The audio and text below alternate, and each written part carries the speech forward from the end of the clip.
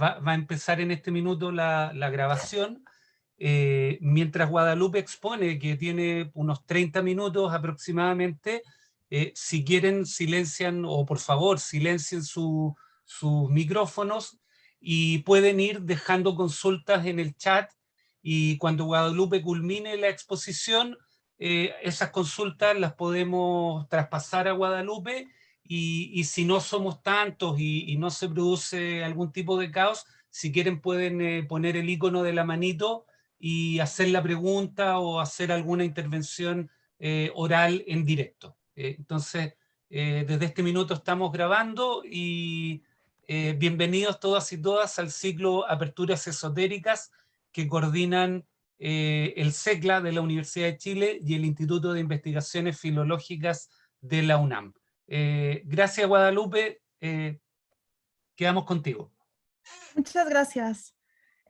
Bueno, como me tocó a mí ser la primera en comenzar este ciclo, me parecía importante hablar de manera muy general para todos aquellos que todavía no estén familiarizados con los estudios esotéricos, la esoterología, como nosotros llamamos en nuestro seminario, pues dar una revisión muy somera, panorámica de qué es este campo de estudio, que es relativamente nuevo. En primer lugar, hay que precisar que el esoterismo occidental es un constructo académico que ha tenido pues varias etapas en su proceso de conformación. Se hablan de algunos paradigmas. Entonces, el primer gran paradigma es el de Frances Yates en los años 60. Esta historiadora británica es la primera que empieza, bueno, no es la primera, pero había antecedentes en la academia italiana, pero es la más exitosa difusora de esta idea de la existencia de las corrientes herméticas en el Renacimiento, que habían sido desatendidas por la academia, y ella enfatizó sobre todo en su exploración de personajes clave como Giordano Bruno, John Dee, la importancia que el hermetismo había tenido en el desarrollo, la generación de la ciencia propiamente, ¿no? Estamos en el contexto del siglo XVII y de la Revolución Científica. Entonces, Frances Yates recupera esta noción de hermetismo y le da, esta va a ser la puerta de entrada de estos primeros discursos en torno a las corrientes que después devendrán esotéricas en la academia, con Frances Yates. Es un primer paradigma. Después vendrá el paradigma de Antoine Pèvre en los años 90. Todavía vive, él es un germanista, inicialmente germanista, y después se fue germanista francés, especializando en el estudio de diferentes corrientes, además del hermetismo planteado por Yates, que configuran la tradición esotérica occidental y que él va perfilando de un modo más específico. La propuesta heurística de Pèvre gira en torno a 6 características que nos permiten reconocer el discurso esotérico. La primera característica son las correspondencias, o sea, se trata de un universo vivo, es un universo vivo, una concepción de un universo vivo que está unido en sus diferentes niveles, porque son diferentes niveles ontológicos en el universo también, a través de estas correspondencias. Hay como una especie de espejeo entre los elementos del macrocosmos y el microcosmos que lo cohesionan. Entonces esas son las correspondencias universales, el universo vivo, la imaginación, que es esta facultad que permite justamente tener acceso epistemológico a esta constitución viva e interconectada del universo. Aquí hay que aclarar que el concepto de imaginación de Pèvre es muy distinto a nuestras concepciones un tanto prejuiciadas, racionalistas, postilustradas de lo que es la imaginación, ¿no? Porque generalmente la imaginación se relaciona con alguna fantasmagoría, algo que no es cierto, ¿no? Alguna falsedad. Y aquí no, es una facultad que permite justamente un acceso directo a la verdad, pongámoslo como esta verdad de esta constitución viva, interconectada del universo. Se le llama también como este ojo interno, está relacionada también con la facultad de la intuición, que nos da un acceso directo, un conocimiento directo de la conformación de este universo vivo, espiritualizado, interconectado, y que permite un conocimiento de tipo gnóstico. O sea, no es un conocimiento racional, no es un conocimiento mediado, sino que es directo, a través de la imaginación, la intuición. Entonces, correspondencias, imaginación, naturaleza viva, transmutación. Es decir, que todo lo que está en el universo tiene la facultad de purificarse, o sea, de entrar en un proceso de purificación que lo acerque a un estado prístino de pureza. Voy a volver a este concepto más adelante, el de transmutación. Las 4 características primordiales que plantea Febvre: correspondencias universales, imaginación, naturaleza, transmutación, y menciona otras 2 que pueden ser deseables, pero no, o sea, es más flexible aquí la cuestión. La práctica de concordancia, similitudes entre diferentes tradiciones, y la transmisión de este tipo de conocimientos, generalmente de discípulo a, perdón, de maestro a discípulo a través de ceremonias iniciáticas o guardando cierto nivel de secrecía, ¿no? Y que a su vez constituirá cadenas, tradiciones de transmisión. Bueno, esta propuesta de Febvre es heurística, o sea, es perfectible, él lo sabe, es solo una propuesta, pero es muy útil, ha resultado muy útil. Ahora, es también importante precisar que estas 6 características no constituyen esencialismos, o sea, no vamos a encontrar características específicas de imaginación o correspondencias. Creo que más bien deben pensarse en términos de conceptos de un cierto grado de abstracción que precede a su realización en un discurso concreto. Es decir, que todos estos 6 conceptos presentados funcionan como receptáculos de varios contenidos ideológicos. O sea, hay muchos contenidos diversos, ideológicos, temáticos, que caben en estos conceptos de alto grado de abstracción. Por eso, a revisar las diferentes direcciones que han tomado las corrientes de tipo esotérico, vemos una gran variedad en el espectro discursivo y en el espectro ideológico. A esto volveré más tarde cuando empiece a hablar del caso de Serrano, ¿no? O sea, ¿qué dirección puede tomar esto? Bueno, después de Febvre, el siguiente paradigma es el de Wouter Hanegraaff, que es un académico holandés. Ahorita Holanda es el centro académico, o sea, es el núcleo académico de los estudios sobre el esoterismo occidental. Y Hanegraaff, bueno, otra cosa importante es mencionar que Febvre circunscribe estas características, su concepción de lo esotérico a Occidente, ¿no? Básicamente una tradición en su centro europea y heredera de lo judeocristiano y lo clásico, ¿no? Pero también con sus periferias, quizás. Incluiremos a América Latina como dentro de lo occidental. Eso es parte de los debates actuales. Bueno, después de Febvre tenemos a Wouter Hanegraaff, quien enfatiza la historicidad del fenómeno esotérico. O sea, el fenómeno esotérico debe estudiarse como una manifestación histórico-cultural. Y entonces ese es, digamos, el enfoque metodológico. Eso es lo que se estudia, lo que se ve en términos esotéricos. Se ven ¿qué es lo estudiable? Pues las manifestaciones culturales que el esoterismo ha adoptado a lo largo de su desarrollo, desde una postura agnóstica. O sea, lo que se afirma en las corrientes esotéricas, en los diferentes discursos, no nos interesa si es cierto o no, no es esa la discusión. La postura del investigador debe ser una postura agnóstica. Y con esta, una metodología historiográfica agnóstica de estos fenómenos en sus diferentes manifestaciones.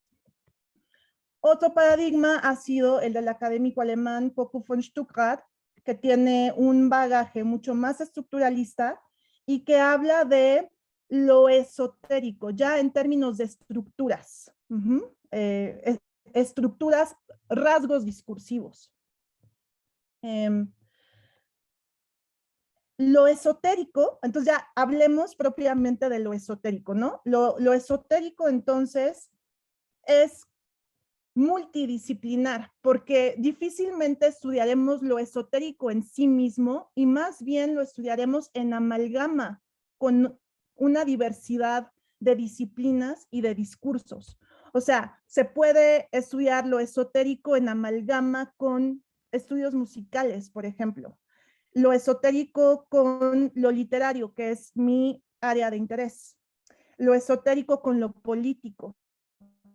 Lo esotérico con lo antropológico. Así es como lo vamos a encontrar, siempre en amalgama. Y por eso nosotros en el seminario de investigaciones en la UNAM, en México, hemos encontrado que la teoría del campo de la comparatística es muy útil para explorar esta amalgama de lo esotérico con diferentes disciplinas.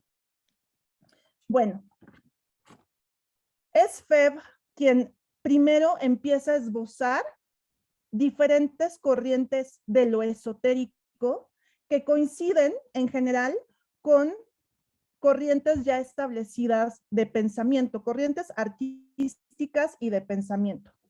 Entonces, propiamente, la tradición esotérica occidental se configura en el Renacimiento. En el contexto de la Academia Neoplatónica Florentina, con Marsilio Ficino, Pico de la Mirandola, quienes están traduciendo al mismo tiempo textos platónicos y neoplatónicos, textos herméticos, y están dando difusión a la cábala, pero es una cábala cristianizada. Entonces, en este contexto renacentista de confluencia en la Academia Florentina de estas distintas corrientes, podemos ubicar el inicio de la tradición esotérica occidental, que es importante señalar, coincide con el nacimiento de la modernidad. La modernidad temprana, el Renacimiento, es la modernidad temprana. Y esto me gustaría subrayarlo porque por prejuicios de diferentes tipos, prejuicios racionalistas, prejuicios materialistas, prejuicios marxistas, en otros ámbitos prejuicios de ortodoxia religiosa, este aspecto, esta vertiente de la cultura ha sido desatendida, muy desatendida. Entonces tenemos mucho trabajo académico que hacer para recuperar el estudio de estas manifestaciones culturales de tipo esotérico, porque forman parte del tejido de la modernidad. Bueno, o sea, es que en la Academia Florentina también es la cuna del humanismo y el discurso, estos discursos específicamente modernos están influidos por esta configuración del corpus canónico de la tradición esotérica occidental, que es básicamente hermético, neoplatónico, cabalístico. Entonces, ese sería como un primer momento en el Renacimiento. Luego viene el Barroco. Aquí vamos a ver que la alquimia, que es voy a regresar a la alquimia después. Es que les quiero dar un panorama general, que siento que hay cosas básicas que explicar antes de que pueda entrar a Serrano.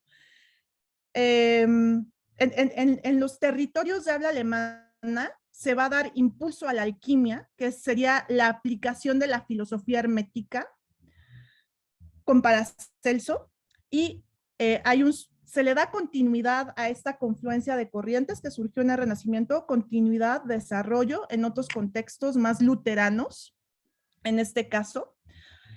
Y entonces tenemos esta alquimia germana, ¿no? La alquimia de Paracelso, que después va a ser exportada a otros países como Inglaterra, por ejemplo. También tenemos el surgimiento del movimiento Rosacruz. Esto es siglo XVII, que también es de corte alquímico, y la teosofía clásica de Böhme, donde se enfatiza la unión de Dios, hombre y naturaleza. En el siglo XVIII tenemos, bueno, la ilustración como trasfondo, y las corrientes esotéricas que se desarrollan en este periodo son la masonería, el iluminismo, que ya están en un contexto propiamente moderno de racionalismo, secularización y dialéctica de la modernidad. Es decir, que van a estar interactuando estas corrientes de pensamiento de tipo racionalista, ilustradas, y las que vienen, que son las románticas, ¿no? El romanticismo también va a ser una vía de entrada, preservación de las corrientes esotéricas. Y es una cuestión muy interesante la que sucede en la modernidad, porque los contenidos esotéricos se van adaptando a las nuevas contingencias y van haciendo amalgamas también de tipo secular. Por ejemplo, la masonería tiene concepciones de lo divino cada vez más abstractas, tiene nociones muy ilustradas de una unión universal, de hermandades universales. Entonces, la revisión de las diferentes corrientes esotéricas que coinciden con las corrientes de pensamiento que nosotros conocemos, dan muestra de esos vaivenes de la ideología y cómo los receptáculos febrianos, digamos, estos receptáculos estructurales muy generales, dan cabida a diferentes contenidos. Entonces, se puede hablar de un esoterismo moderno, un esoterismo hasta racionalista. Entonces, ilustración, romanticismo. A mediados del siglo XIX tenemos el espiritismo, que es otra de las corrientes importantes.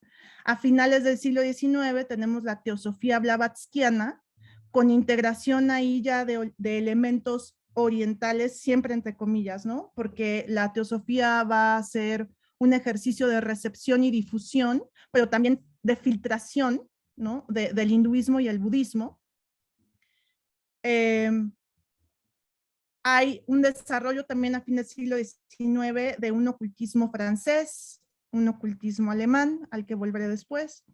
En el siglo XX tenemos también otras escuelas diversas, como la escuela guénoniana, la antroposofía, etc. Entonces, este es como un panorama muy general, muy rápido, pero creo que es necesario, de las diferentes corrientes esotéricas occidentales.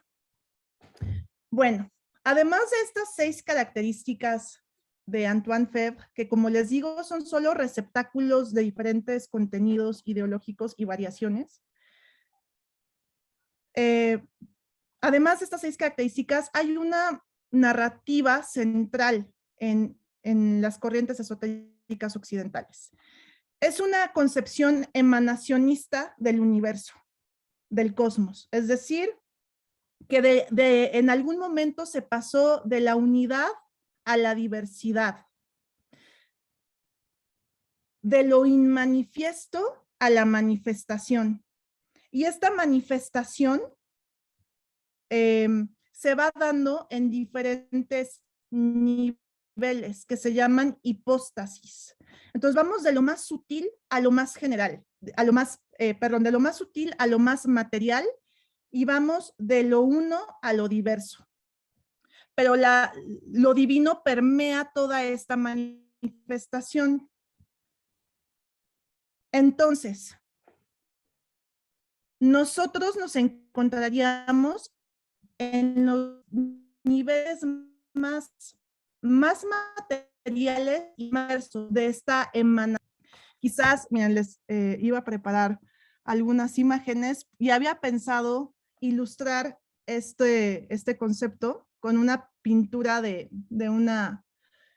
Hilma Flint, una pintora ocultista, que es fundamental para entender el desarrollo del abstraccionismo en el arte. Entonces, pensemos esto como esta unidad primordial divina que en algún momento pasa del uno a la diversificación en diferentes niveles hipostásicos, ¿no? Entonces vamos de lo más sutil a lo más material, de lo uno a la diversificación.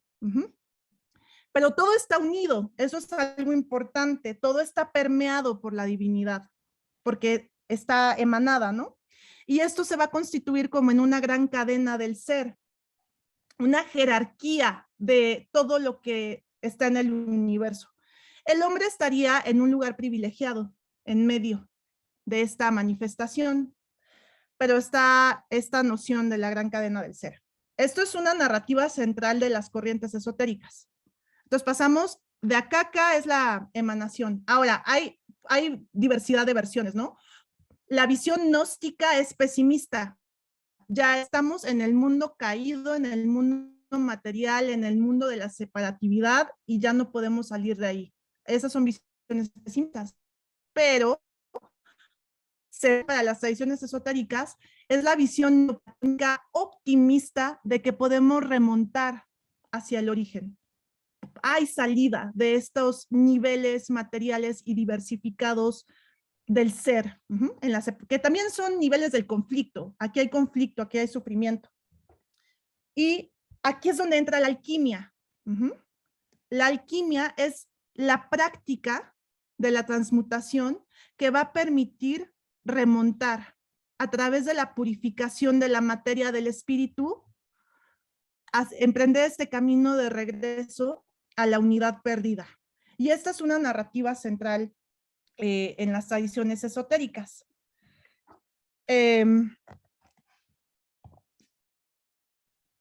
¿Con qué empezaría el alquimista a trabajar? Bueno, con lo más bajo en la cadena del ser, que serían los metales, ¿no? O sea, si vas a empezar a hacer alquimia, empiezas con lo más fácil, entre comillas. Pero ya perfeccionando eso, la alquimia es espiritual. El alquimista se purifica a sí mismo. Ahora bien, existe en la tradición esotérica occidental una tradición de dar cuenta de la práctica alquímica en términos míticos. O sea, hay una recurrencia, hay una hermenéutica esotérica de los mitos. Voy a dar un ejemplo de este retorno al origen a través de la purificación. Incluso ya en el Renacimiento se están releyendo los mitos judeocristianos en estos términos alquímicos. Por ejemplo, el mito de la caída, la expulsión de Adán y Eva del paraíso. En su hermenéutica esotérica es que perdimos esa unidad y caímos en lo material y en lo diverso. Esa es la verdadera caída. Vean cómo es esta relectura alquímica de los mitos. El mito de Moisés y la liberación de los esclavos hebreos. ¿Y a dónde van? A la tierra prometida, ¿no? Es el regreso a la unidad.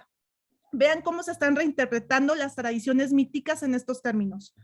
El hijo pródigo que regresa después de andar por ahí, regresa al padre, ¿no? Misma historia alquímica. Lo mismo sucede con los mitos de la tradición clásica. El mito de la caverna de Platón es salir de esta cuestión ilusoria, regresar. El mito del andrógino. Jasón y los argonautas que van a buscar el vellocino de oro. O sea, ese oro que se busca es el retorno, es la purificación. el viaje de Orfeo a los infiernos y su regreso, ¿no? Entonces vean cómo existe de por sí una tradición de relectura, o sea, de hermenéutica alquímica de los mitos.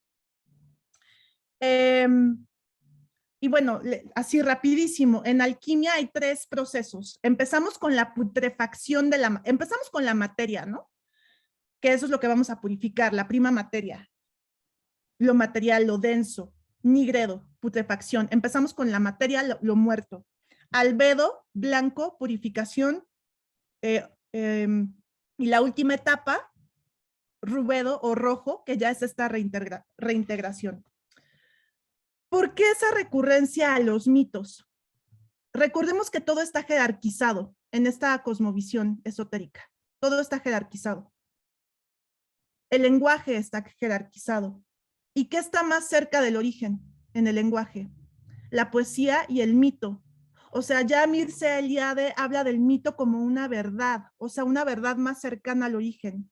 Y la poesía es lo real absoluto también, por ejemplo, para los románticos y en la tradición esotérica. Me detengo en esta cuestión alquímica y mítica, porque para entender la ampliación del mito ario en Latinoamérica por Miguel Serrano, hay que entender que el mito ario va a pasar por su mitificación, o sea, está mitificado de por sí y está alquimizado. Por eso me detuve en esta revisión. Bueno, ¿qué onda con el mito ario? Ahorita llego a Serrano. El mito ario surge en un contexto ilustrado, o sea, los filósofos franceses, Kant en el contexto alemán, tenían un interés en buscar los orígenes de la civilización europea, digamos, más allá de lo que decía la Biblia, ¿no? En un contexto de secularización, de ilustración. Entonces, había un interés en India como la nueva cuna del origen de la humanidad, pero quien realmente va a dar empuje al mito ario desde el ámbito de la historia va a ser Herder, el filósofo de la historia Herder, que está buscando el origen de los germanos en India, y desde el ámbito de la lingüística y la indología, el filósofo Friedrich Wilhelm Schlegel, también en el ámbito alemán. Entonces, ellos dos van a consolidar esta idea del mito ario, de un origen indogermánico de la civilización europea y de la raza blanca que se encontraría en India, ¿no? India y la migración de estos arios indios originales por Persia, ¿no? O sea, lo iranio también devendrá ario, Grecia, Roma, y culminaría con los germanos, ¿no? Y esto se podría explorar, este mito ario, a través de la comparatística, o sea, la lingüística comparada, las religiones comparadas. Entonces, Schlegel acuñó el término ario en 1819 y lo vincula en un ejercicio etimológico un tanto creativo al término alemán Ehre, que significa honor. También lo aristocrático, a lo que voy a volver después. Todo esto en un contexto de nacionalismo alemán, de romanticismo, de invasiones napoleónicas y de que los alemanes no tenían un estado, o sea, está el Sacro Imperio Romano Germánico, que es una serie de estados fragmentados, ¿no? Es el contexto del surgimiento del mito ario, que tiene por lo demás buena recepción en las academias europeas. O sea, el mito ario se va a instalar, va a adquirir esta aura de legitimidad, de cientificidad, y se vincula discursivamente con la idea de la gran cadena del ser y esta jerarquía ontológica que hemos hablado y que tiene un origen neoplatónico. Ajá. O sea, el mito de la raza aria se plantea dentro de la cadena del ser, pero dando un énfasis a las diferencias, a la taxonomización de el eslabón ser humano, que hasta antes de esto era como en general, el ser humano, un eslabón en la cadena, ahora se taxonomiza. Y como todo está jerarquizado, la raza blanca germánica va a estar puesta en la parte superior de la jerarquía y va a empezar un proceso de búsqueda de los demás eslabones y y colocar en la jerarquía, ¿no? Esto es muy del siglo XIX. En su momento era científico, ¿no? Y, por ejemplo, hay todos estos discursos de los eslabones perdidos, ¿no? Que son discursos terriblemente colonialistas, de buscar los eslabones y jerarquizar. Entonces, vean esa influencia neoplatónica, esotérica, ya en la concepción de la raza racial, ¿no? El racialismo y eventualmente racismo. La importancia de esta jerarquización. Y entonces los discípulos de Schlegel, que Schlegel estaba casado con una mujer judía, no se le puede acusar fácilmente de antisemitismo, pero a sus discípulos sí, porque en esta configuración del mito de la raza aria, pues van a echar mano de su otro, también mítico. ¿Quién es? Bueno, los semitas, ¿no? Que están fuera de la familia aria en términos lingüísticos y en términos raciales. Así se configura el mito. Por ejemplo, Jacob Grimm en 1845 va a plantear ya esta separación de lo ario y lo semítico como oposiciones míticas. Y acuérdense que, ¿cuál es lo peligroso aquí? Un mito es una verdad. Un mito es una narrativa cercana al origen, cercano a la verdad. Y entonces cuando se mitifica es bien peligroso porque se plantea en términos de verdad. Entonces de una oposición original entre lo ario y lo verdadera, originaria entre lo ario y lo semítico, ¿no? Bueno, el mito ario va a seguir viajando y va a intersectar a finales del siglo XIX en lo que les decía yo de esta revisión de las corrientes con la teosofía de Madame Blavatsky, que ya tiene elementos del hinduismo, del budismo, y que ella recupera estas ideas de los continentes perdidos, ¿no? La Atlántida, Hiperbórea, Lemuria, y va a haber ahí una intersección del mito ario con el mito hiperbóreo, o sea, Hiperbórea, que es este continente mítico, estos continentes perdidos, como Atlántida, ¿no? E Hiperbórea se encontraba en el polo. Esto viene de las narrativas ocultistas teosóficas, pero de Madame Blavatsky, no la teosofía del siglo XVII. Y ahí va a intersectar. Cuando se plantea la existencia de estos continentes perdidos, la cuna de la raza aria se va a mover de India a Hiperbórea. O sea, Hiperbórea es el origen esotérico, mítico de la raza aria. Y entonces, ¿qué va a permitir esta intersección del mito ario con el mito ocultista hiperbóreo? Bueno, que los arios han migrado del polo norte del continente hiperbóreo a todos los demás continentes. Por lo tanto, podremos encontrar vestigios de la raza aria en América, en norte de África, en India. Algunos pueblos quedarán excluidos, ¿ok? Esta va a ser el punto de entrada, que va a tener sobre todo un enorme desarrollo en el contexto del ocultismo alemán de finales del siglo XIX, con fuerte influencia de Madame Blavatsky. El ocultismo alemán se llama ariosofía, esa corriente. Ya ha sido bien estudiada por Nicholas Goodrich Clark. Tiene un libro clásico, The Occult Roots of National Socialism, donde él explora pues estos logias ocultistas germánicas propiamente en un contexto nuevamente nacionalista, no ese primer nacionalismo que les dije de Herder y Schlegel, de las invasiones napoleónicas, no.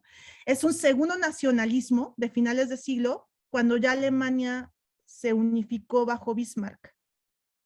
Y entonces hay que seguir elaborando discursos nacionalistas para justificar esa integración que fue, bueno, que históricamente fue hecha por una guerra por una mentira de Bismarck, ¿no? Y fue muy problemático. La guerra franco-prusiana, ese es otro tema, pero entonces hay un resurgimiento del nacionalismo alemán, pero aquí combinado con la tradición esotérica occidental y con este tipo de discursos míticos donde la raza aria ya intersectó con estos mitos hiperbóreos y ese tipo de orígenes. Y esto creo que se sabe poco, pero el nacionalsocialismo, o sea, el Partido Nacional Socialista empieza primero como una logia ocultista que es la Thule Gesellschaft o la Sociedad de Thule, en este contexto ariosófico, donde ya está muy integrado el mito de la raza aria, cada vez más opuesto a esta idea también mítica de una separación con lo semítico, y bueno, va a entrar al movimiento nacional socialista. Bueno, ¿qué pasa?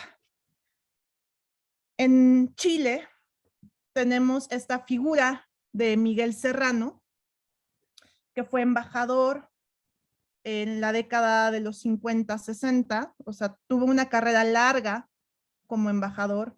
Miguel Serrano tiene orígenes aristocráticos en Chile, está una posición social privilegiada, es sobrino del gran poeta Vicente Huidobro, embajador de Chile en la India en los años 50, también en Europa. Tuvo acceso a los más exquisitos círculos intelectuales, amigo del Dalai Lama, de Indira Gandhi, de Carl Gustav Jung, de Hermann Hesse. Tuvo contacto mientras fue embajador en Europa con representantes de corrientes esotéricas ya en el siglo XX, como Julius Evola, que son cercanos a los fascismos, y también con nazis, con Hermann Wirth, fundador de este instituto Ahnenerbe, en el nazismo, bueno, previo al nazismo incluso, que es el Instituto de la Herencia Ancestral, porque los nazis también con esta idea hiperbórea del conglomerado mítico hiperbóreo ario, mandaron investigar, por ejemplo, en Tíbet, también en Tiahuanaco, en Bolivia, o sea, diferentes puntos geográficos están investigando a esos arios hiperbóreos que migraron. Entonces, Miguel Serrano los conoce personalmente a varios personajes que fueron para el nazismo. Y Miguel se posición súper privilegiada a nivel social, económico, intelectual, y la emplea como difusor de las corrientes del esoterismo occidental en Chile, en Sudamérica, bueno, en nuestro continente en general. Pero esto se vuelve problemático, no solo por su nivel de poder intelectual, social, por el contenido de lo que está diciendo, ideológico. Aquí es donde vemos viajar lo ideológico, ¿no?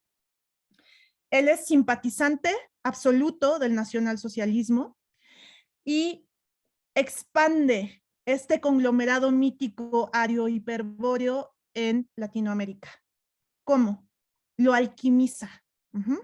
Porque hay que justificar la cuestión racial en nuestro continente, que es un continente mestizo, ¿no? Bueno, él va a hablar, para empezar, de una excepcionalidad en el contexto del Cono Sur, o sea, Argentina, Chile específicamente. Menciona Uruguay, medio Paraguay un poco, por la presencia, por la enorme, o sea, porque hay una importante migración europea, ¿no? En Sudamérica. Entonces él habla de esta presencia importante de la sangre aria germánica en el Cono Sur, que será propicia a la alquimización racial. ¿Qué es la alquimia? Es la purificación, es subir en la jerarquía de la gran cadena del ser. Entonces vean cómo se puede exportar la cuestión aria, la cuestión, o sea, traer el nacionalsocialismo acá en términos de una potencial alquimización de las razas mestizas. Y ahí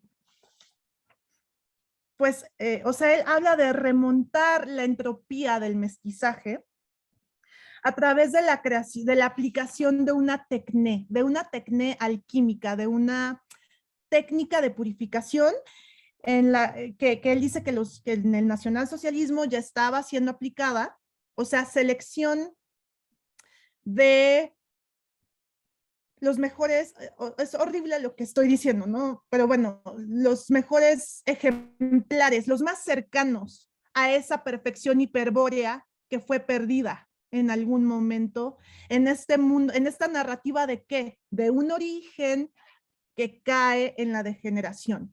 Ajá, y que uno por alquimia puede remontar. ¿Qué pasa con la Stutzstaffel, con la SS? Bueno, ahí había empezado entonces ese proceso de selección de los mejores ejemplares, ¿no? Y los nazis ya estaban aplicando esta técnica de purificación con sus programas como Lebensborn. Por ejemplo, los miembros de la SS tenían que confirmar que no había habido mezcla racial hasta el siglo XVII, en realidad, les exigían 1,80 de estatura, nunca haber tenido ninguna intervención dental, en fin. Así empieza, se plantea, incluso desde el nazismo alemán, con sus contenidos ocultistas, esta alquimia racial. Para Sudamérica, ¿qué plantea Serrano? Bueno, la constitución de una aristocracia. Por supuesto, él es prácticamente un aristócrata de origen español, godo. Él enfatiza mucho su herencia gótica y empieza también con esta tradición incluso de etimologías creativas, flexibles, como lo gótico, Goten, ¿no? En alemán, los dioses visigodos, los Weissgoten, los dioses blancos, y él habla aquí de la presencia de estos dioses blancos hiperbóreo áreos, como Viracocha, Contiki, Mamacocha, Quetzalcóatl, aquí en México, ¿no? Cuculcán, la cuestión maya. O sea, él va a integrar el elemento mítico precolombino como que herederos hiperbóreos, herederos de esa tradición ario-hiperbórea. Entonces, vean cómo está mitificado aquí también. Reconfigura esta tradición mítica precolombina de nuestro continente y la va a integrar, o sea, va o sea, también aquí es una cuestión de apropiación cultural terrible, porque entonces la grandeza de las civilizaciones precolombinas de acá no son de sus creadores, sino que son herencia hiperbórea. O sea, es la intervención de los ario-hiperbóreos en estas latitudes. Entonces, las culturas de acá son arias, ario-hiperbóreas. Pero en esta narrativa de que se fueron degenerando, es que la degeneración aquí va a ser sinónimo de mestizaje, pero con esta narrativa alquímica se pretende la purificación, remontar a través de esta técnica que tiene que ver con la aplicación de la eugenesia acá. Esto es también algo interesante porque una característica que el esoterismo, la tradición es lo esotérico, toma en la modernidad, o sea, en el siglo XIX, es su cientificación, o por lo menos pretensiones a su cientificación. Entonces vean cómo se habla de una tecnología racial, de la eugenesia, de estas tácticas de alquímico-científicas, entre comillas, para lograr remontar, ¿no? Entonces, Serrano insiste mucho en esta aristocracia racial heredera de esa tradición ario-hiperbórea. Por supuesto que él pertenece a ella también. Ahora bien, aportaciones específicamente serranianas al mito hiperbóreo. Él plantea el origen extraterrestre de los arios y que en algún momento hubo un cataclismo que cambió los polos. De modo que Hiperbórea, que antes estaba en el polo norte, la cuna de la raza aria extraterrestre, ahora en la narrativa de Serrano, está ahora en el polo sur, en Antártica. esperando su reavivamiento espiritual. De ahí que Serrano hable también de que Hitler no murió, sino que se fue a Hiperbórea, a la Hiperbórea austral, y que por eso Chile, Argentina, bueno, Sudamérica en general, pero sobre todo Chile y Argentina, tienen una significación espiritualmente privilegiada en términos del panorama esotérico contemporáneo, porque están cercanos a esa Hiperbórea austral donde Hitler ha ingresado.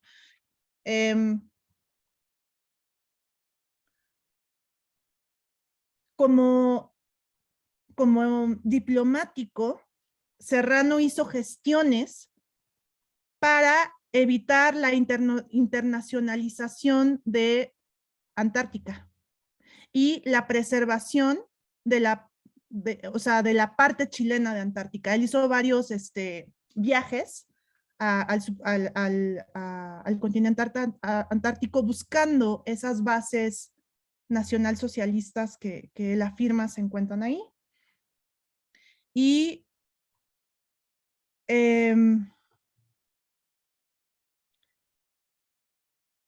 es muy terrible, pero ha tenido un éxito enorme. No sé qué tan conocido sea, digamos, Serrano ahora. Yo he llegado a él por mis investigaciones como germanista, como esoteróloga, pero Serrano y su hitlerismo esotérico, estos son algunos de sus libros, o sea, él plantea que básicamente Hitler es un mesías de la raza aria, dice nacionalsocialismo, única solución para los pueblos del sur, hitlerismo esotérico, pues espera un despertar ideológico de Latinoamérica, ya no Latinoamérica, Germanoamérica o Arioamérica, que sería algo interesante para los, no sé si hay alguien aquí presente que se dedique a estudios latinoamericanos, porque se habla de la hispanidad, se habla de la latinidad, pero es importante atender a este otro tipo de discursos de la germanoamericanidad, porque existen, están presentes. Y el hitlerismo esotérico de Miguel Serrano, él, junto con otra persona, Savitri Devi, una francesa, que estaba explorando la herencia aria, pero en India, o sea, como la conexión de lo ario con lo indio, bueno, lo hindú específicamente, ¿no? El sistema de castas. Vean cómo está esta técnica de la conservación de la pureza racial, de la no mezcla. Bueno, Miguel Serrano está relacionado con Savitri Devi y Miguel Serrano y ella son los mayores proponentes de este conglomerado discursivo que es el hitlerismo esotérico. Es que Serrano es un erudito, eso es también lo problemático, es un erudito de todas las tradiciones, de todas las corrientes esotéricas occidentales que les platiqué, las conoce perfectamente, tuvo contacto directo con Julius Evola, o sea, está en medio de estas discusiones, tiene mucho poder y conoce, yo llegué a Serrano por su producción literaria, porque también es escritor, tiene novelas de tradición alquímica alemana, porque la alquimia primero entró en la literatura en el siglo XVII en el ámbito germano con esta novela, Las bodas alquímicas de Christian Rosenkreuz. Lo encontramos en el siglo XVIII, por ejemplo, con la flauta mágica, es también una narración alquímica de Mozart. O sea, hay una tradición alquímica en la literatura alemana y él la continúa, tiene sus novelas. ¿Cómo se representa desde el principio en el siglo XVII con las bodas alquímicas de Christian Rosenkreuz? Los que están más arriba en la alquimia, los que están más arriba en la jerarquía, bueno, como aristócratas. O sea, en las bodas alquímicas de Christian Rosenkreuz es las bodas del rey y la reina. Si ustedes ven la flauta mágica de Mozart, es el príncipe Pamino y la princesa Tamina, que están haciendo esta purificación, sus bodas alquímicas. Son los aristócratas del espíritu, pero también desde el inicio de esta tradición literaria alquímica, estos alquimistas avanzados en su proceso son representados como aristócratas y esto lo recupera Serrano y lo trae hacia acá en una especie de aristocracia de la raza y del espíritu. e insta a los latinoamericanos a dejarse llevar por el liderazgo de la aristocracia racial de herencia germana en Chile, en Argentina, en Sudamérica, esperar el reavivamiento de la hiperbórea austral y el reavivamiento de la era hitleriana, como él le llama. Porque además, bueno, Sudamérica está cercano ya a ese polo espiritual que sería la hiperbórea del sur, ¿no? Donde se supone que está Hitler. Entonces, la extensión germanoamericana, digámosla así, ya no latinoamericana, germanoamericana del mito ario, se da a través de su mitologización y de su alquimización, o sea, su entrada en este discurso de purificaciones, que lo vuelve atractivo a ciertos sectores sociales mestizos de acá, porque uno diría, ¿cómo es que esto está teniendo buena recepción en América Latina? ¿Cómo puede hablarse de de simpatizantes del nazismo en México, en otros países, ¿no? Bueno, se plantea como esta promesa de purificación a través de esta tecné eugenésica, con todos los horrores que eso implica, ¿no? Y las justificaciones de atrocidades que eso implica. Y continuando con esta narrativa de los judíos como la antítesis de lo ario, pero desde un origen mítico, que también es peligroso, porque acuérdense que en este tipo de concepciones, lo mítico, también jerarquizado, es cercano a la verdad. Bueno, pues creo que ya me pasé de tiempo. No, Guadalupe, muy bien, muchas gracias por la presentación, un panorama súper rico y complejo de lo que es el esoterismo, todo ese recorrido conceptual e histórico. Y si quieres pasamos a las preguntas, que tienes bastantes y muy buenas, ¿no? Sí. Miren, es que hay mucho que decir, pero muy poco tiempo. Veo, perdón, una pregunta que quisiera, antes de tomar las demás, explayarme porque lo tenía contemplado, el elemento extraterrestre de la raza aria. Acuérdense que el esoterismo, receptáculo de ideologías de diferentes contenidos, o sea, tiene este aspecto científico a partir del siglo XIX, que se va enfatizando también en lo posmoderno, porque Serrano ya es entre moderno y posmoderno. No solo la tecné alquímica de purificación de las razas y eugenesia y todo esto, el origen extraterrestre, los ovnis de Hitler que están en la Atlántida y que es tecnología hiperbórea aria. Aquí ya estamos cercanos a la ciencia ficción, porque aquí hay otra intersección discursiva de lo esotérico con la ciencia ficción que en Serrano es muy obvio. Extraterrestres, ovnis, ciencia alquímica de purificación.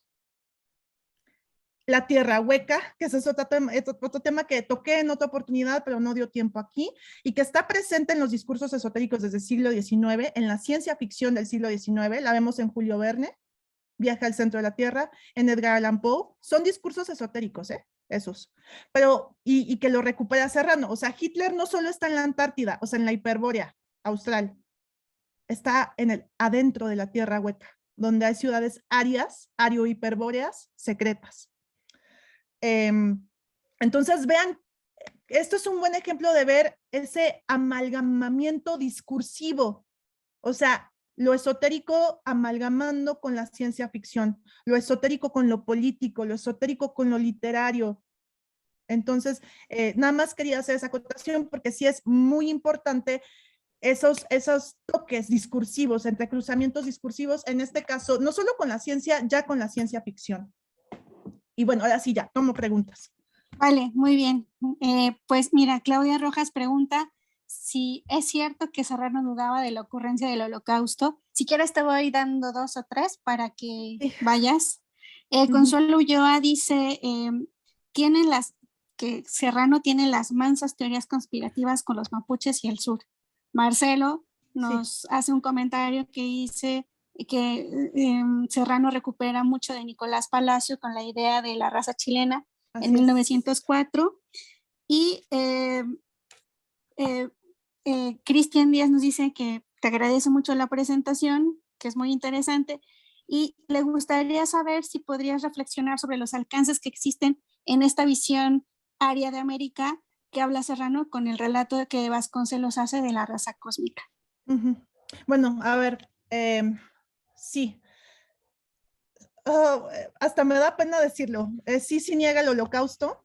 Pues es que es terrible cuando uno lo lee y cuando piensa en el poder que tuvo Serrano y lo bien posicionado que estuvo social y culturalmente, los amigos por eso es tan peligroso, porque tiene un aura de autoridad y evidentemente es escuchado y ha tenido su recepción. E incluso se habla de que los movimientos neonazis ya posmodernos, segunda mitad del siglo XX, han sido inspirados en gran medida por el hitlerismo esotérico, como que le da esa base mítico-esotérica de verdad. Acuérdense, el mito es una verdad, o sea, jerárquicamente está arriba. Entonces, él hace toda una relectura, reinterpretación sui generis de la historia, en la cual la presencia hiperbórea en el hiperboreoaria, ¿no? Aria, en nuestro continente, perdón, viene desde las migraciones vikingas, que él ubica 10,000 años antes de la era común.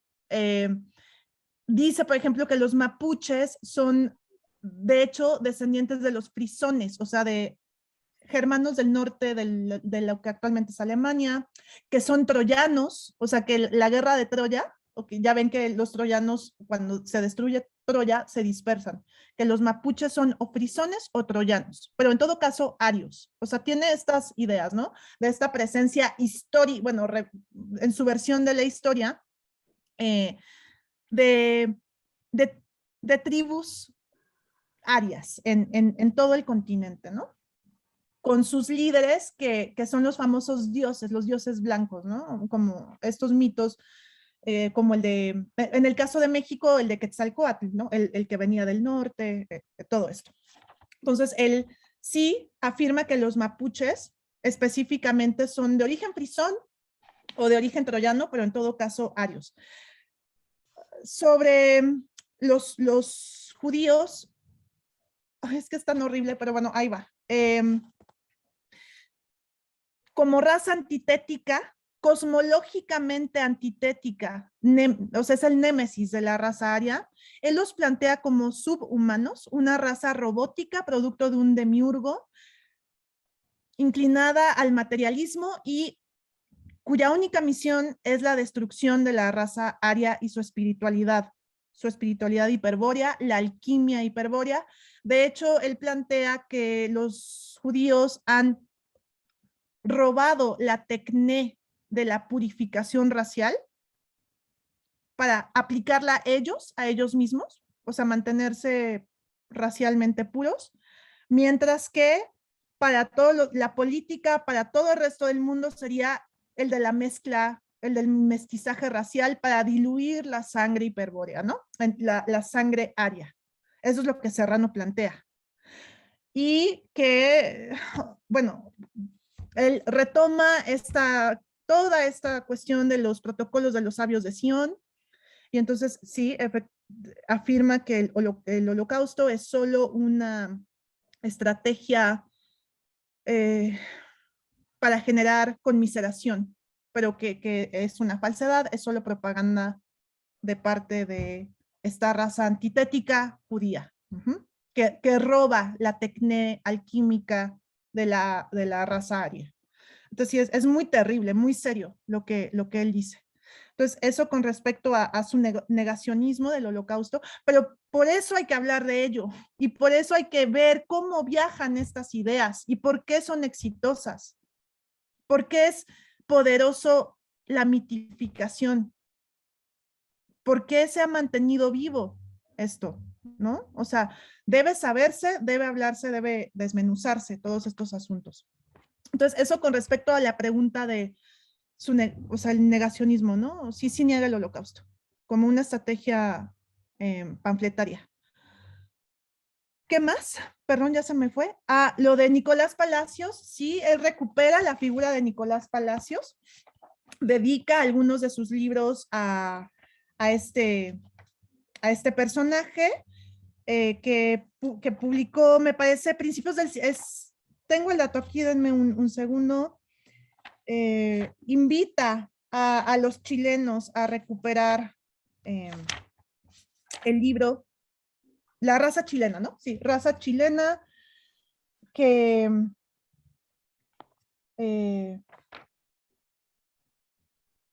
miren, les voy a leer qué dice específicamente sobre Nicolás Palacios.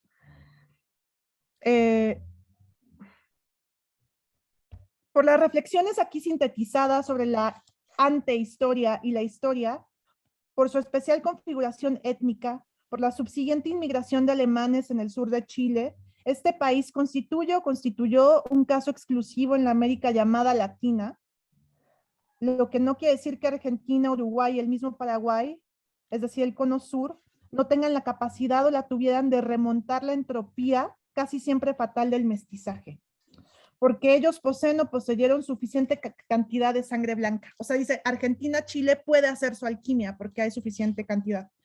Pero Chile no fue, ni lo es todavía, un país latino o latinoamericano.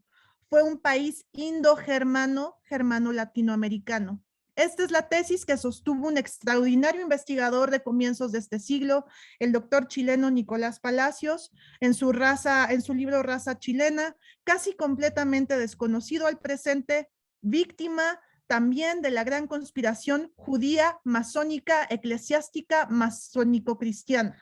¿Ok? Bueno, aquí para que vean la diversidad en las corrientes esotéricas, la diversidad ideológica, porque aquí este señor se está peleando con los masones, ¿no? Bueno, es que las corrientes esotéricas en su capacidad receptiva de contenidos y en sus toques interdisciplinarios, se puede ir para todos lados.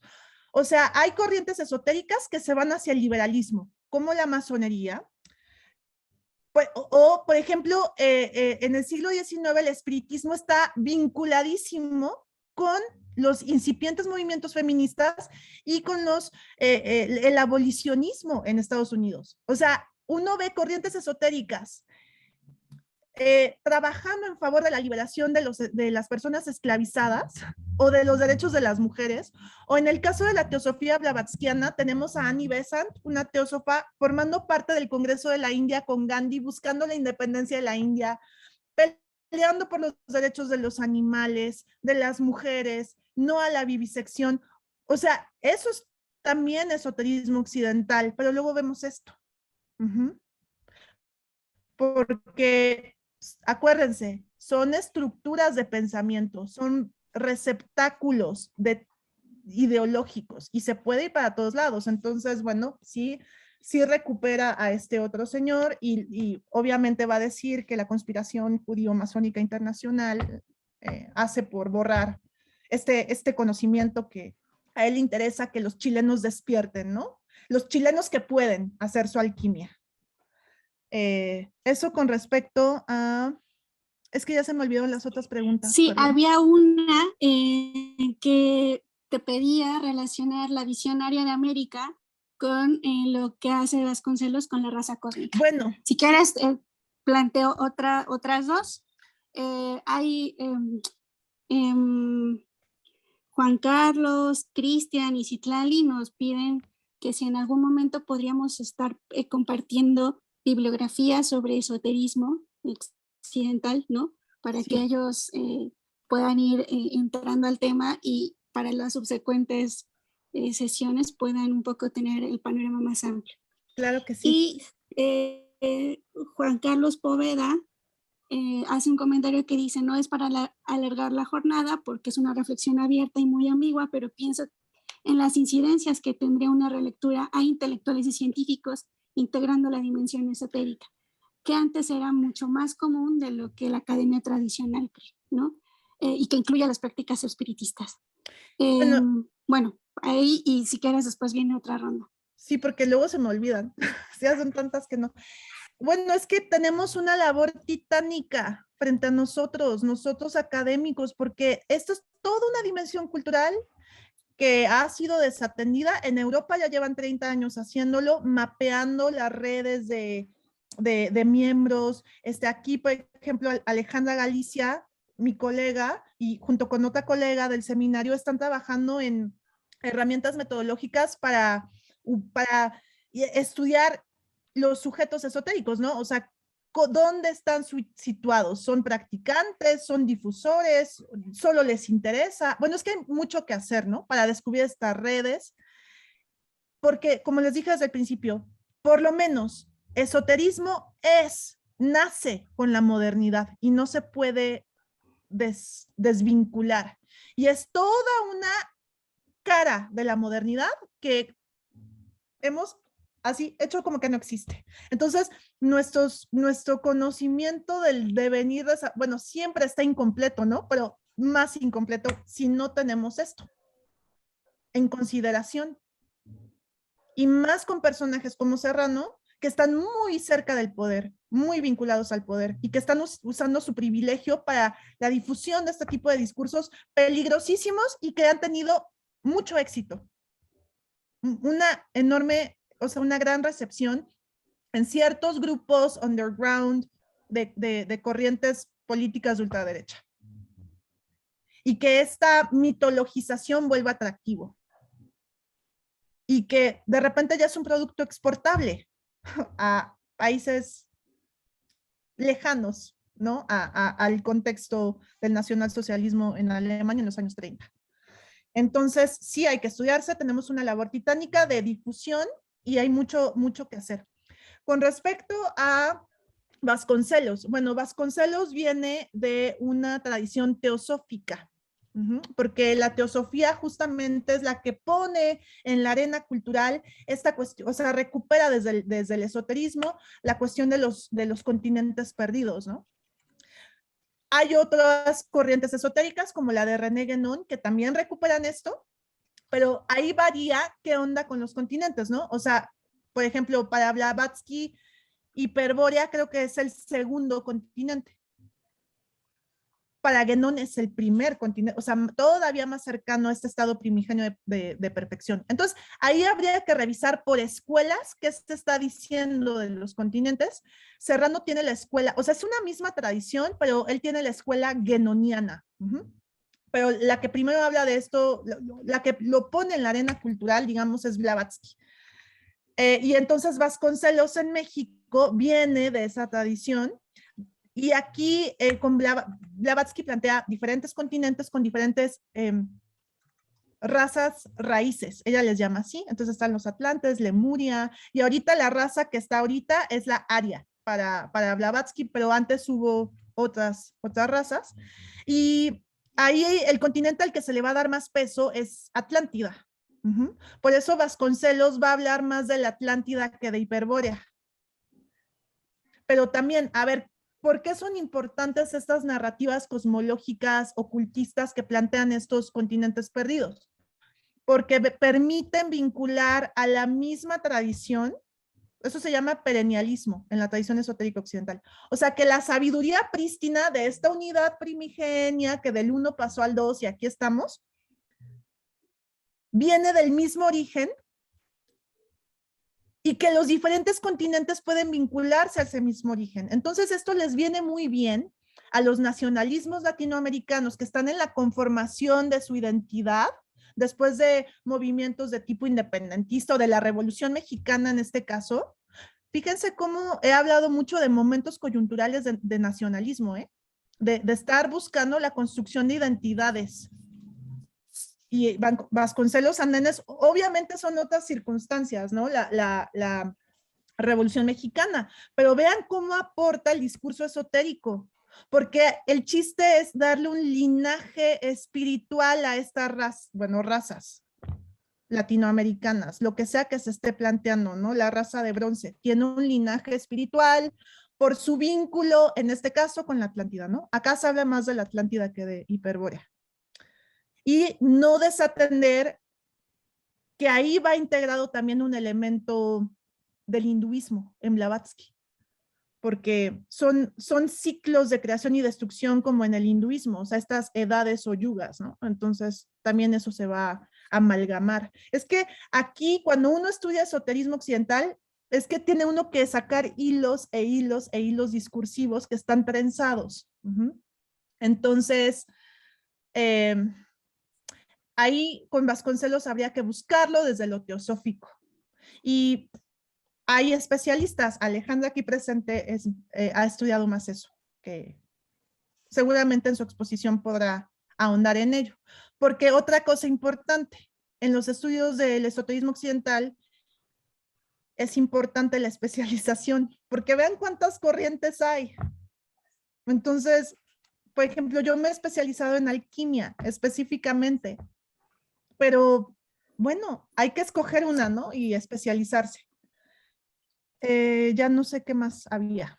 Ya, sí, hay otras 2 preguntas, bueno, 3, y si quieren con eso vamos cerrando, o si hay algo más, algún comentario, está abierto todavía. Claudia Rojas te dice que muchas gracias por tu excelente trabajo, que está de acuerdo con lo que explicas, y desde ahí puede entender el planteamiento en el caso de Arnel Epulaf, integrante mapuche del Partido Nacionalista en Chile. Claro, es que cuando uno toma estas dimensiones, se nos aclaran un chorro de cosas y no hay que desatenderlo, es muy importante. Cristian Figueroa dice que excelente Guadalupe, tremendo resumen histórico, esotérico. Te planteo más bien que si existe en Serrano todo lo que indicaste y que comparte, dice que Serrano intenta transmitir una lucha espiritual llegando a una batalla iniciática y contrainiciática. ¿Cómo lo ves tú? Por otro lado, no deben olvidar que siempre dijo que era un poeta con libros como Los Misterios, entre comillas, y las visitas de las reinas Saba, fuera de toda la temática nazi. A modo de reflexión a Serrano, se le conoce a niveles intelectuales, por tanto no tiene voz en el presente. Y que muchas gracias por la exposición. Yo creo que Serrano sí tiene voz en el presente. Y tan es así que los movimientos neonazis internacionales, o sea, sus libros están traducidos. Y ya con que los traduzcan al inglés, ya con eso basta. Y creo que ahí es parte de los peligros, asumir que esto es una cosa como del pasado. Y a mí me interesa ver justo las formas posmodernas que va tomando esto. Sobre todo con, por ejemplo, los vínculos con la ciencia ficción. Y lo vemos con estos movimientos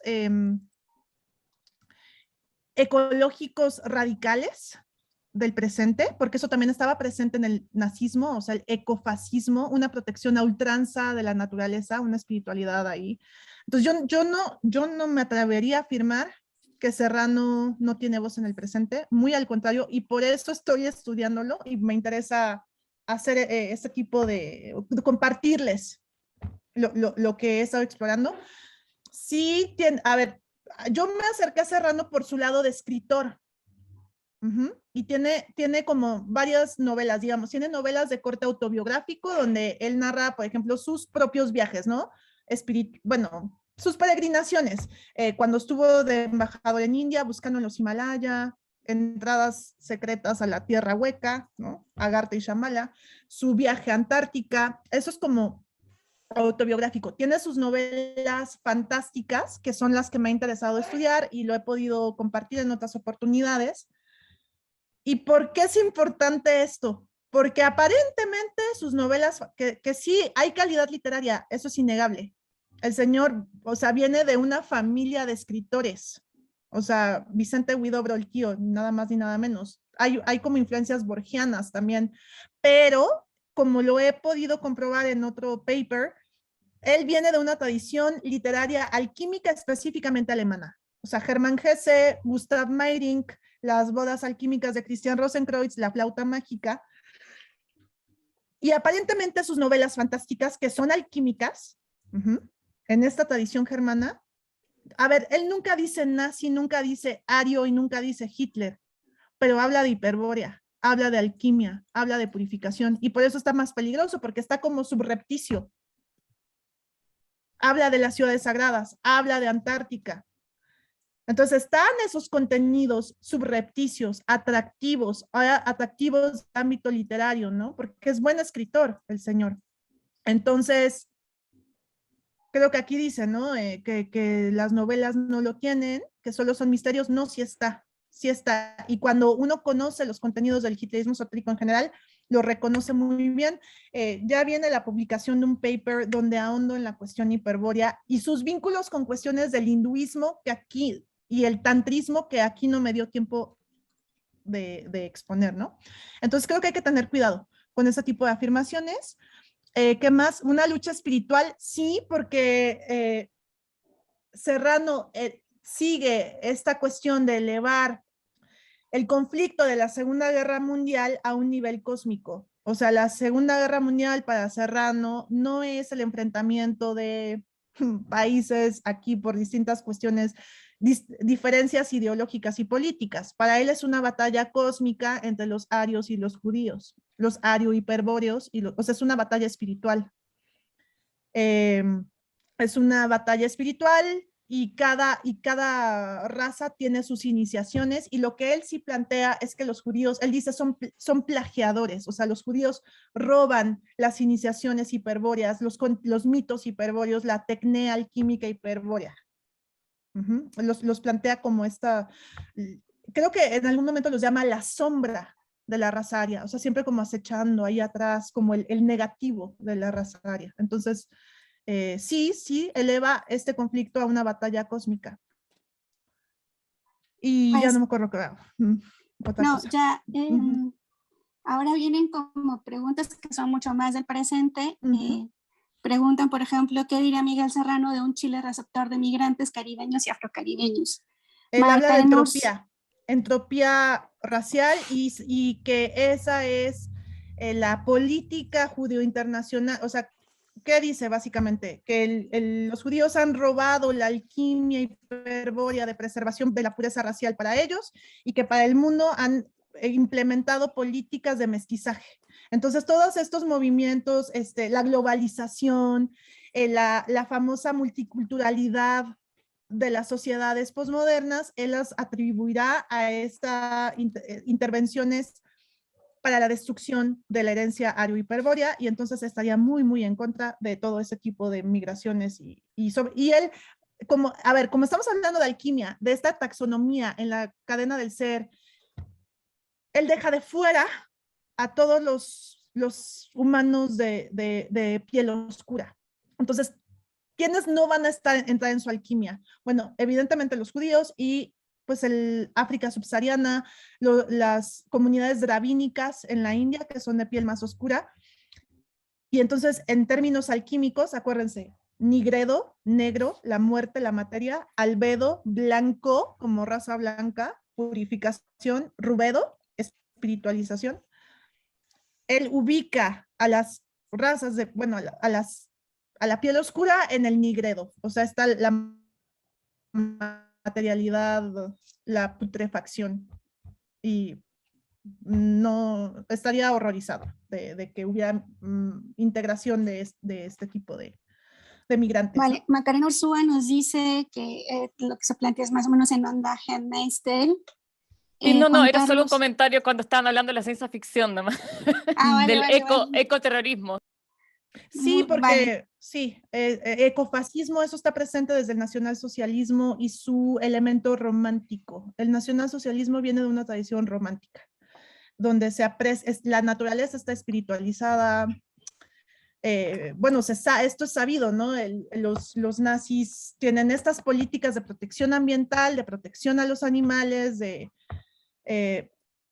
renovación vital. Tienen estos programas, el Lebensreform, de reformas de vida, formas de vida más naturales, regreso a la naturaleza, vegetarianismo, pero ese es ecofascismo también, porque eso es solo para los arios, ¿no? Entonces, pues yo quisiera, ya tal vez cerrando, que esta presentación sirva para alertar de la importancia, o sea, la variedad, la diversidad que pueden adquirir los discursos esotéricos, y la importancia de estar alertas de la variedad de proyecciones ideológicas que pueden tener, porque ahorita yo estoy hablando de cuestiones de ultraderecha, ¿no? Quizás en otra oportunidad pueda hablar de cosas más lindas como defensa de los derechos de las mujeres, o bueno, ya hay estudios, ¿no? que decían que si podía hablar más del espiritismo, ¿no? Me encantaría hablar de espiritismo y feminismo, pero vean la diversidad de lo que hay y no dar por hecho que esto ya no está presente. Es subrepticio, sí, pero poderoso. Y creo que valdría la pena estudiarlo, por ejemplo, el año pasado, ¿fue el año o este año? No sé, mi tiempo de pandemia, lo de QAnon, lo que pasó con Trump, o sea, este tipo de movimientos postmodernos que adoptan elementos de ciencia ficción, la Tierra, bueno, la plana, sí, yo no sé si la hueca siga, sea cuestión de explorar esto, la continuidad de este tipo de Coco von Stuckrad, rasgos discursivos esotéricos en otros movimientos. Eso me interesaría eventualmente, pero hay mucho que hacer, uno se tiene que especializar y bueno, ustedes en Chile creo que esto se puede ver desde muchos ángulos, ¿no? Yo mayormente lo he explorado desde la literatura, que esa es mi formación, pero hay que estudiarlo en la política, hay que estudiarlo o sea, bueno, hay mucha tela que cortar. Sí, Sí, si me permites, claro, el resto de los comentarios son, claro, comentarios como de la política actual chilena que van como tirando líneas de continuidad con imaginación, con pensamiento, con ideas. Y te agradezco muchísimo, Guadalupe, esta exposición sinóptica, introductoria, antes de entrar al tema de Miguel Serrano, porque nos estimula muchísimo a seguir pensando y la discusión posterior realmente siento que hemos dado un puntapié inicial brillante, muy estimulante y a través de una exposición muy amena y sólida de tu parte. Muchas gracias.